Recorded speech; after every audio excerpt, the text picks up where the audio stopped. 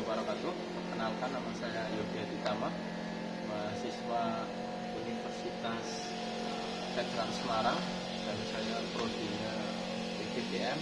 Kali ini saya akan sedikit menjelaskan tentang pengereman pada sebuah mobil, dan saya di sini praktek di SMK Islamiyah di Wena, tempat saya bekerja juga kebetulan. Kali ini akan praktek dan berdiskusi ya mengenai rem pada pengereman, sistem pengereman pada kendaraan bermobil, dan mungkin sedikit pengecekan apakah display-nya masih bagus dan kampasnya masih bagus. Nah, salah satu fungsinya itu pada sepeda kendaraan bermobil khususnya itu sangat penting untuk kendaraan, khususnya pada rem itu untuk mengurangi kecepatan pada kendaraan yang sedang berjalan. Itu remnya itu harus bagus ketika kendaraan sedang berjalan, khususnya pada di jalan raya, sehingga tidak melibatkan orang lain untuk bertabrakan. Nah, salah satunya ini kelebihannya ya, mungkin ya, ini rem ini sangat responsif dibandingkan rem yang menggunakan tromol, dan pendinginannya lebih bagus. Rem ini ada pendinginannya daripada rem tromol. Dan cengkramnya itu pun kuat karena ini menggunakan piston, dan ini menggunakan 2 piston untuk mengurangi kecepatannya. Stabil, performanya stabil, mudah lagi untuk dicek. Paling ya habis ini kampas remnya. Nah, nanti kita akan lanjut untuk pengecekannya bersama instruktur kita.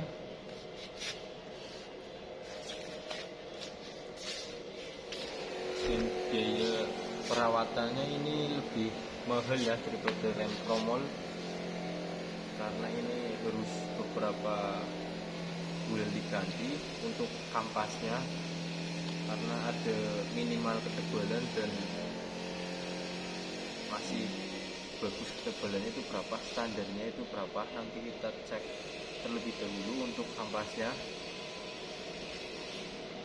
Dan fungsinya itu sudah tadi saya jelaskan, untuk mengurangi kecepatan pada kendaraan mobil ya. Mungkin itu saja, kita lanjut saja langsung untuk pengecekan kampas remnya. Dan kebetulan ini udah ada kampas yang masih bagus, ini standarnya, ini bisa kita lihat. Nanti kita menggunakan jangka sorong ya, atau sigmat, untuk mengukur ini kampas rem ini. Nah, ini kan masih baru, ini kelihatannya masih bagus. Kita coba ukuran standarnya itu berapa. Kalau masih baru, kita mengukur kedalamannya.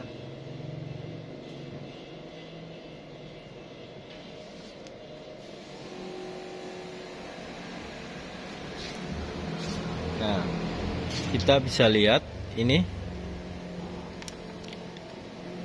4, ini masih 4 mili ya, artinya itu masih bagus.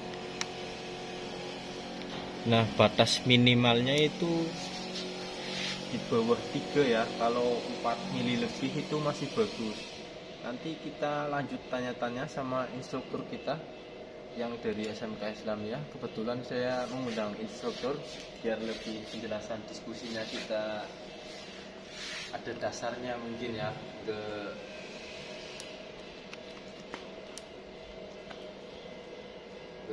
apa namanya, salah-salan ada dasarnya. Mungkin kita langsung saja panggil instruktur kita dari SMK Islamiyah, Bapak Nur Taib.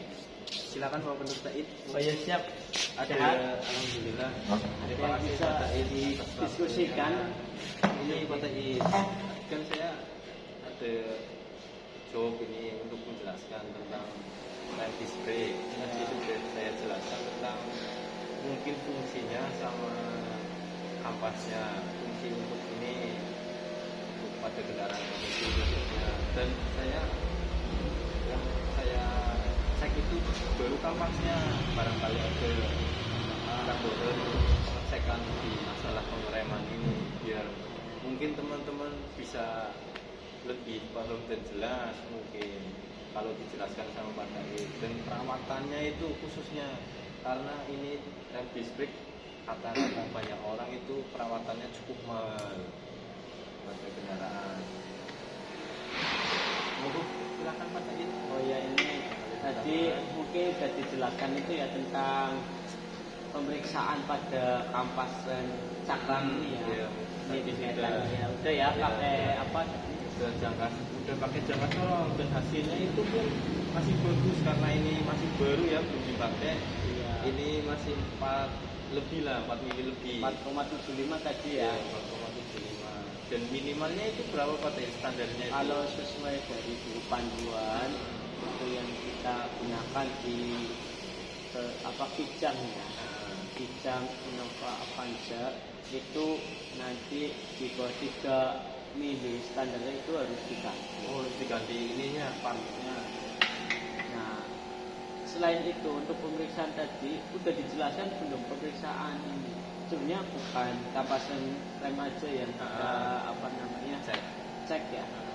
Sebenarnya itu ada beberapa yang mungkin kita nggak disadari ya oleh teman-teman.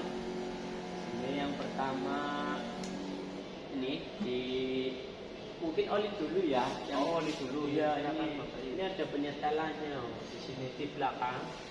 Di belakang saya bantu. ada nggak? Ini di sini.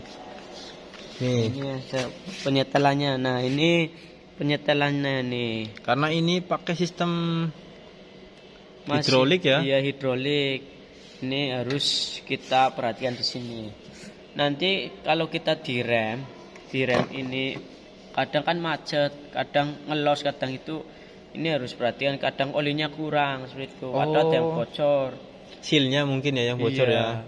Terus itu nanti untuk perbaikan kita harus ini kita buang olinya. Oh, oli yang ganti baru semua berarti nggak bisa di refill gitu. Iya, ganti. Nanti penyetelnya sini. Ini harus disetel. Nanti ditekan, dimuncratkan ya. Dikeluarkan ya, mungkin ya bahasanya ya. Bahasanya dikeluarkan. Nah ini. Nanti ini kendorin pot ini kendorin aja. Oh iya, penyetelannya ini. Iya, ngendorinnya ke kiri. Jangan lupa. Kalau kanan jebol nanti ini. Ini harus ke kiri. Kendorin sedikit. Berarti ini caranya nanti kita putar sedikit. Nah, itu setelah dikocok itunya. Tekan tuasnya ya mungkin ya. Tekan tuasnya ya. Tekan tuas remnya ya. Ya, maaf ya. Mungkin bahasa bengkel jadi agak kurang baik. Nah, ini tekan tuasnya beberapa kali. Nanti kita tahan tuasnya, baru ini kita lepas. Putar sedikit sampai keluar seperti itu. Nanti diulangi sampai benar-benar maksimal pengeremannya itu baik. Biasanya sih 3 kali aja cukup itu ya. Ini perhatikan. Ada lainnya Pak Taib? Ada ini nanti untuk kamu harus diperhatikan bagian ini. Bagian disc brake-nya. Disc brake-nya. Bagian disc brake ini nanti harus perhatikan. Ya. Ini piringannya itu udah oleng belum seperti itu. Ya. Oleng atau miring atau apa, nah kita harus perhatikan. Ngukurnya itu harus perlu alat SST, special service tool. Ini alatnya seperti ini. Itu menggunakan alat ukur. Alatnya namanya dial test indikator. Dial test indikator. Fungsinya ya. untuk mengukur kerataan keolengan pada piringan cakram ini di spek ya. Ini benar-benar kita gunakan. Nah, biasanya orang itu hanya kampas rem sama ini. penyetelan oli tadi penyetelan ya. oli tadi. Tapi ini perlu, kalau ininya oleng miring, nanti kampas remnya itu cepat kemakan. Ya, cepat kemakan itu nanti bisa ngeluarin budget terus seperti itu. Baru berapa hari, berapa bulan nanti Udah habis. udah Atau habis. rusak. Oh, ganti lagi. Ini kan lumayan harganya. Kalau motor aja, kalau motor kecil itu 35, ini hampir 100-an. Itu yang biasa itu Yang ya. biasa, Kalau yang iya. ori bawaan Toyota itu mungkin lebih budgetnya dari situ ya. Lebih dari 100 itu ya. Nah, untuk menghindari itu budget keluar banyak, kita harus seperti ini, perhatikan nih biar oleng. Nanti pasangannya di sini. Nah, Alat kita ini udah- mungkin bisa menyesuaikan ya di Iya. mana tempatnya ya. Ini nanti menyesuaikan ya. Ini biasanya suspensi di sini nanti. Oh, ini kan udah bentuk engine stand Iya, ya. ini stand. Nanti kalau di aslinya ini kan ada suspensi, jadi ini enak kayak gini. Nah, ini nanti disesuaikan front outnya. Nanti kita pasangkan seperti ini ya. Kalau udah terpasang seperti ini, nanti kita putar ininya. Putar Rodanya, pakai tangan aja. Piringan Oh, cakram. piringannya. Putar satu kali putaran, nanti dia akan menunjukkan di sini hasil. Nah, Hasilnya. ini kalau hasilnya lebih dari 0,3 mili itu nanti berarti piringannya oleng, harus kita ganti. Itu piringan cakram. Minimal atau kelebihannya Pak Taib? Standar ini piringan cakram Heeh. itu harus ganti nanti lebih dari 3 mili. 0,3 ya. Iya. Kalau bengkel pesta mungkin di tuk-tuk ya. Mungkin Di press ya. press ya mungkin ya. Biar lurus. Biar seperti itu. bisa digunakan kembali mungkin. Iya, soalnya lumayan nih harganya. Tapi ya kalau kita itu biasanya tidak terlalu lama, maksudnya tidak terlalu cepat sih ini olengnya. Itu. Kalau penggunaan wajar mungkin Iya, aman nggak lah, agak mungkin lama. rusak lah ya. Gitu. Tapi ada juga yang kemarin itu mungkin kenapa itu lebih dari 3 mili oleng banget. Oh, ini kampas remnya cepat habis ternyata setelah diukur menggunakan alat ini itu Kerusakan yang Iya, penyebabnya itu piringan disc cakramnya brake-nya ini ya. udah oleng. Ya mungkin tambahnya itu aja sih untuk dari Kalau ini Perusahaan. Pak Taib oh ini tempat ini buat rode ini buat bukan, rode ya, bukan tentang apa, rem ya. murnya ini salah nih. Ini mur rodenya nanti untuk pemasangan rode ini untuk tempat rode ya, pengait rode. Ada ini. 4 ya. Ada 4. Ini pemasangan baut rode ini salah kayak gini. Harusnya gimana itu Pak Harusnya Taib? ini dibalik kok. Itu standarnya gitu apa dari pabrikannya Pak Ya Taib? ini kan ada ini kemiringan ini fungsinya nanti dipelek itu masuk mengunci seperti Oh, untuk mengunci peleknya juga. ini. Pemasangan seperti ini. Kalau kayak gini salah ya. Tuh. Baik, ada yang tanyakan lagi? Cukup ya? Mungkin cukup ya Pak Taib ya. Oke, siap. Mungkin kita tutup saja ya. Cukup sampai di sini ya.